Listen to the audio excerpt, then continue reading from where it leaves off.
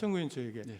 이 지금 이 사안에서 의결 정적수가 얼마여야 되는지 200명 3분의 2인지 150인지 그거에 대해서는 논란이 좀 있었잖아요. 네. 논란이 있었고 그 부분이 굉장히 중요한 사안이지 않습니까?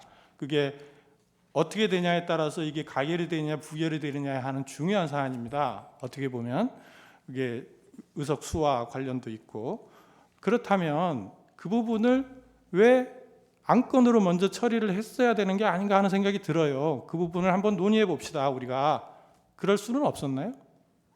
국회의장이 이거는 과반수입니다 이렇게 할 게 아니라 지금 논쟁이 많으니 우리가 한번 논의를 해보자 이렇게 해서 논의를 해서 그러면 정 안 되면 다수결로 결정을 합시다 해서 안으로 해가지고 그럼 이거는 과반수입니다 이렇게 다수결로 결정이 나면 그거에 의해서 처리를 하고 그렇게 처리를 해서 오면 그러면 그 절차에서는 문제가 없고 나중에 헌법재판소에서 와서 권한쟁의 문제는 안 생길 거 아닙니까? 그러면 그리고 헌법재판소에 와서 그것이 맞느냐 틀리느냐는 우리가 따로 결정을 하면 되는 것인데 그걸 왜 그런 절차를 중요한 사안인데도 거치지 않고 그냥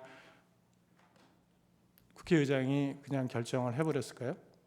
국회의장께서 뭐 그거를 뭐 신중하거나 뭐 소홀히 생각하신 건 아니고요. 네. 신중하게 생각해서 입법조사처에 심도 있는 연구 검토 보고를 하라고 해서 보고서를 받았고 헌법학회, 공법학회에 다 의뢰를 해서 다 자문을 받았습니다. 일부 극히 일부 소수 의견이 있었지만 이 사건은 국무총리가 탄핵의 대상이고 헌법의 명문으로 대통령을 제외한 여타의 공무원은 제적 과반수의 의결로 탄핵 소추안을 의결한다라는 답변을 여러 군데에서 받았고 대부분 일치됐습니다.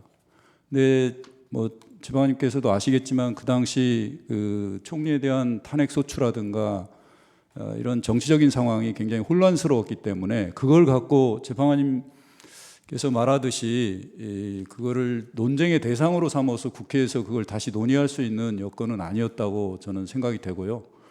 국회의장께서도 헌법기관의 대표자로서 나름대로 헌법과 법률을 해석하고 적용하는 지위에 있습니다.